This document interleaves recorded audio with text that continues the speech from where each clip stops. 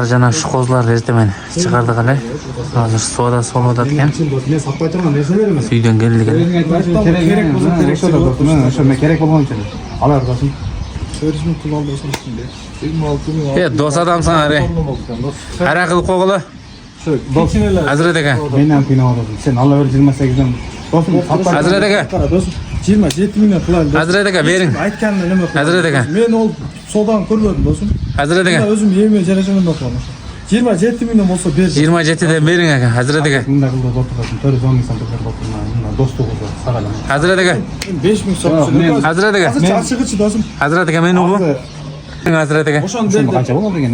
27 hozir 27 dan beravering ha ko'ydi. Don oshib qoldi do'stim. 400 dan oshib qolsa. 400 qancha ming qoldi. 45 ming so'm pul bo'ldi degan. Avval turda chiqarib bitdi o'zi. Rasmi? 410 ming so'm oladi. E, Hazrat aka bering aka tartishpay. Majatdan olganga ham, sotganga ham, aytganga ham yaxshi do'stim. Hazrat aka. Oldim o'shanda debchi. Bering. Men qara, ona ichida hozir ona bor ekan, u nima ekan? Buni o'zim. Hazrat aka. Men o'zim. Bari shu, nima qilish emas do'stim. 27 mingdan pul oldi do'stim, rozi ol. O, 400 ming. Razı bo'ling aka. O'rtadim do'stim. 5 ming so'm to'lashdi do'stim. Bering aka. Sagalam. Arzu akaga ketdi, Hazrat akadan. Borpidada qoldi. Borpidada qoldi. Borpidada qoldi. 5 ming olib turasizmi, 400 mingdan uchta olib tashlab aqchasini kelib berasiz. Bosh berdi.